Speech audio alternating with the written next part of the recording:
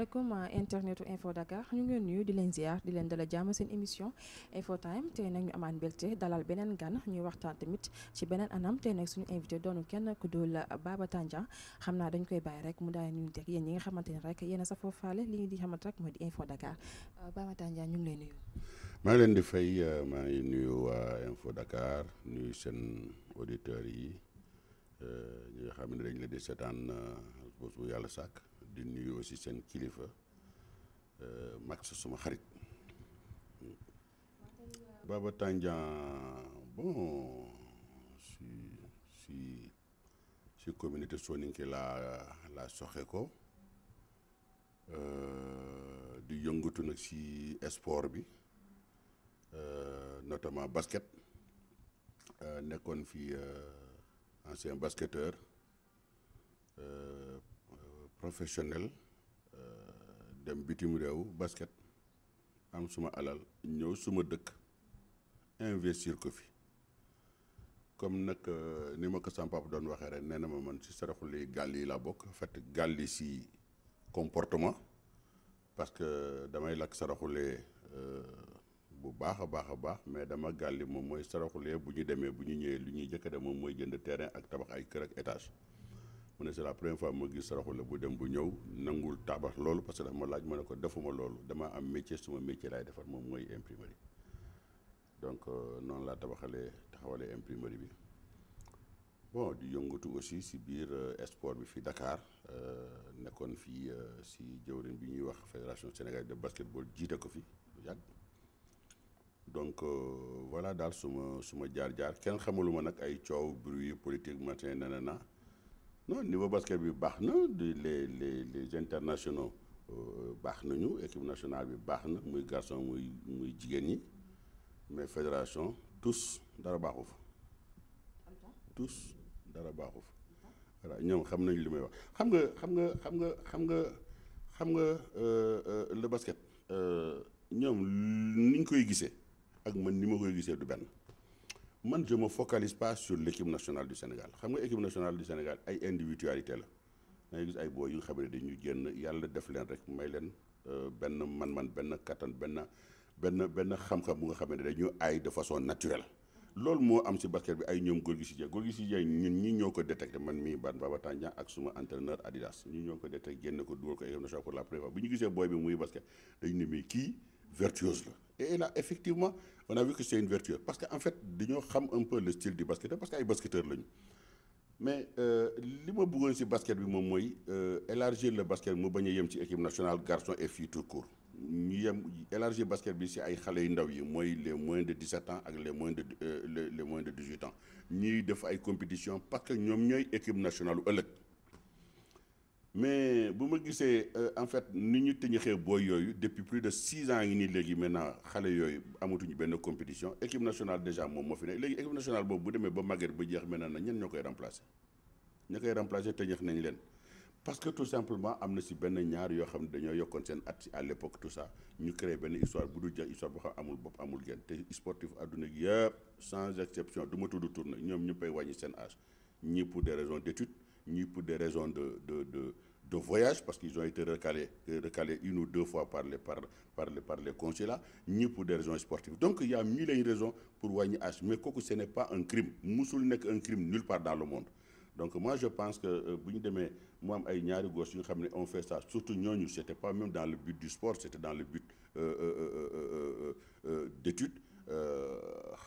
bu ñu demee jël loolu amalgame boobu ba pare utiliser loolu ba pare tas fédération bi ba pare indi fi des gens yu nga xamee ne bon à la limite c'est des amateurs c'est pas des basketteurs c'est des gens yu nga xamee ne bon moi je pense plus c'est des affairistes que autres ba pare dem na ma benn directeur technique national bu nga xamee ne mais liggéeyam newul dara lu dul wër xaalis loolu rek directeur technique national bi wër xaalis mooy liggéeyam ay prime ay per diem fu équipe nationale dafa sarax mu ne fa yuuf xamul lu xew si biir dëkk bi xamul parce que moom mooy directeur technique national il doit être partout war na dem Ziguinchor war na dem Tamba war na dem Koupentoum war na dem Malem Hodar war na dem fu nekk fépp fu xam ne basket bi dañu fay jouer mais war na fa dem pour xool un peu nit ñi duñu jouer mais boo ko laajee même jaam ñaajo bi mosu fi génn mais pourtant équipe nationale fu mu dem rek mu ngi siy topp te aujourd'hui boo xaymaa tey d'après information yi ma am boo xaymaa tey depuis 2014 xam nga 2015 ba léegi équipe nationale ñi mu topp lu mu engagé ci xaalis ëpp na presque 40 millions mais c'est pas normal loo xam ne même liggéeyam musu ko am c'est pas normal pendant ce temps il faut 30 millions pour tenir une équipe nationale de filles et garçons pour que ñu mën a bokk ci ay compétition internationale il faut moins de 30 millions nga gis benn individu bu nga xamee ne il touche 40 millions ci ay prime ci ay per diem ba pare te amul benn njëriñ bu fa demee du wax du jël décision du fa def dara parce que entraîneur ñoom yooyu jël décision donc dañ koy jox prime muy tëddee dina law di lekk mais moi je pense que quelque part c'est du gâchis loolu man bi ma nekkoon président fédération bëggatuma ça ne m'intéresse pas la may def naa ko ba pare la may wane naa ko ba pare la ma mën a def naa ko ba pare et je pense que la ma defoon xëy na peut-être mënatuma ko parce que en fait je voulais développer le basket parce que xam nga lu nit ñi xamul mooy basket bi pourquoi je voulais développer parce que man lépp lu ma am ci àdduna basket bi moo ma ko may te yéen a ngi suma siège tey mais siège bi xaalisu basket bi moo tabax siège bi parce que dama basket bitim réew am suma alal ñëw investir ko fi tabax sumay bâtiment def sumay machine employé sumay ouvrier sumay employé aujourd'hui nekk lu ma nekk nii tey bu fekkee tey am na benn cër bu ndaw yu ma Sénégalais bi jox te yaakaar naa am na mais basket bi moo ma ko may c'est normal aujourd'hui maintenant na mais basket bi ma delloo ko njukkal man lépp lu ma daan basket c'est que aussi leneen la nit ñi xamul mooy basket bi ñetti at yi ma di si bopp fédération bi moom la nit ñi gis mais nit ñi gisuñu de 1989 ba 2007 j'étais le deuxième bailleur de la fédération sénégalaise de basketball état bi fu leen joxee 10 000 francs man jox naa leen fa 2 000 francs donc c'est pour vous donner un exemple man maa daan financer lépp waaye ren seen sponsor j'étais le principal sponsor même club yi sax ay Duc ak ñooñu man maa leen daan sponsoriser waa Duc duñ ko weddi bu ñu daan dem ay Coupe d'Afrique à l'époque pourtant amu woon benn rôle ci biir fédération bi parce que bëgguma ko woon mais dama dem suma xarit yi ñëw jël ci ma ba pare jël ma pourtant ñi may jël ci woon ñoom Pierre Sa ñoom Bengali Kaba ñoom Mathia Faye ñoom Adidas ñoom Pape Moussa Touré pourtant ñooñu ñëpp c'est de grands basket ñoom ñoo ma daxoon basket sax pour di mais bu ñu demee ba jël ma pour ma jiite leen donc ce qui veut dire que njiit il faut nga tànn kenn ça ne veut pas dire que kenn ki na moom moo gën a intelligent déedéet mais il fallait nga tànn kenn tànn nañ ma et puis jéem naa xar suma tànk tubéy pour essayer de réussir quelque chose pour que basket bi génn si l'ornière bu mu nekkoon c'est vrai que basket bi dafa suuxoon à l'époque ñu jël basket bi indi ko tey boo gisee sponsor yi nekk fi ay Orange machin ñëw Orange xam nga mu ngi fi mais ba léegi nit ñi xamuñu Orange nan la ñëwee si basket bi léegi moo la waxee Orange ni mu ñëwee si basket bi ak li ma daj pour Orange ñëw si basket bi mais bu fekkoon Babacar Ndiaye du ko def parce que mënu ko mais nag ñi Orange mu ngi fi c'est bien je félicite ça continue seen rapport de travail c'est bien je félicite mais moi je dis que basket bi mënul yem si équipe nationale garçon ak équipe nationale fille basket il faut descendre en bas industrie la rek comme tant d'autres ñu ngi fii di ñafe ñu ngi fii développé bon voilà quoi donc routine la daal imprimerie moom routine la bon am na ay mutation parce que avec l'informatique bon dañu investir très souvent gis nga temps yi ñu ngi investir indi encore yeneen matériel pour remplacer yeneen matériel parce que c'est ça l'imprimerie day topp technologie parce que boo ko toppul rek da ngay surux donc depuis plus de 10-15 ans chaque fois damay topp technologie bi parce que la amoon il y a 15 ans si imprimerie aujourd'hui ce ne sont plus les mêmes appareils ce ne sont plus les mêmes trucs ce ne sont plus la même technique donc il faut nga évoluer quoi en fait non fête indépendance feetu ñëpp la du feetu Macky Sall rek mais feetu ñëpp la sa fête la suma fête la feetu caméraman feetu ñëpp la donc jour boobu ñun ñëpp ko moom jour boobu koo xas rek xas nga sa bopp koo yuux rek yuux nga sa bopp donc ce qui fait que certaine fierté la ñu am gis suñu armée nu mu déroulé quelque part soo déggee ñu ne la un pays se fait respecter c'est grâce à la capacité de mobilisation de son armée et à la capacité de l'équipement de son armée donc et je crois que Macky Sall loolu la xam qui a valu que aujourd'hui eh bien suñu armée nekk vraiment benn armée bu professionnelle bu nga xamee ne mais pratiquement adduna yëpp ko soxla donc le fait de voir ça ñuy défiler avec cette symbiose ak cette discipline non ça fait plaisir donc plaisir bi ñu am ci fête indépendance bi ça a été un grand moment et ça aurait dû moment yu mel nii nag bëgg nañ ko am pratiquement toutes les semaines tous les mois nga xam ne Sénégal ñun ñoo ko moom eh bien dañu war a ànd forcément sujet la gaz ak pétrole parce que nee nañu toujours pétrole dëkk bu mu am rek ay musiba lay indi on a vu le cas de Tchad le cas de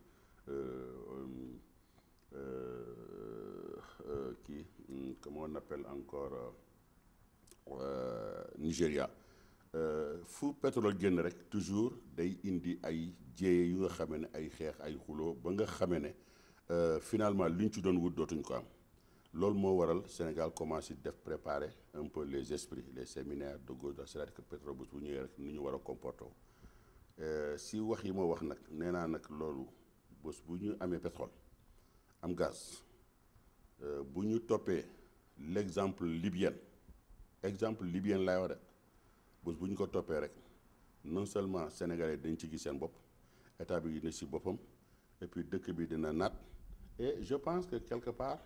ku bëgg a critiquer le pouvoir en place dootoo ko am loo koy privé parce que y aura ce qu'on appelle un peu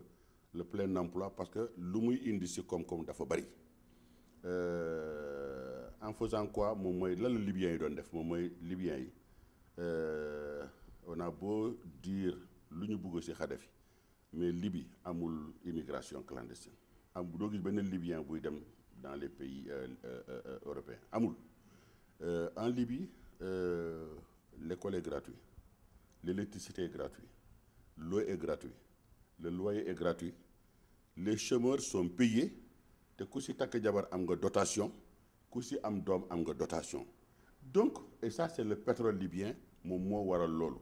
te Libye bariwuñu Sénégal aussi bariwuñu te quantité bi ñu fi gis te je crois que loolu gouvernement bu ko tëralee non je crois que du ma ne coow du am de mais day xaw a raar. xam nga sax maa ngi lay wax que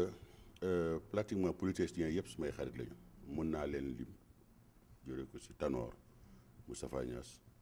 Idrissa Seck Abdoul Mbaye suma banquier Malick Gakou fi ñuy def interview bi ni fii Malick Gakou fii la nekkoon Macky Sall ñoom ñëpp samay xarit xëy na peut-être que kenn laa si xamul bu baax moom mooy Sonko nga xam ne day door a ñëw moom rek laa si xamul mais nag je crois que danañu xamante ji parce que en fait vocation boobu la am parce que Sénégal ñun ñëpp ñu ñoo ko bokk. comme ni ma leen ko waxee rek bu ñuy dem si rawante bi forcément ku nekk da nga am koy miser ça ne veut pas dire comme ni ma ko waxee rek ñeneen ñi sont demi-temps déedéet mais benn ngay tànn parce que kenn nga mën a faral donc lu tax ma choisir Macky Sall parce que Macky Sall dañoo yàgg ça fait xaartaay quand même 15 ans la depuis ba mu nekkee ministre de l'énergie dañoo yàgg ànd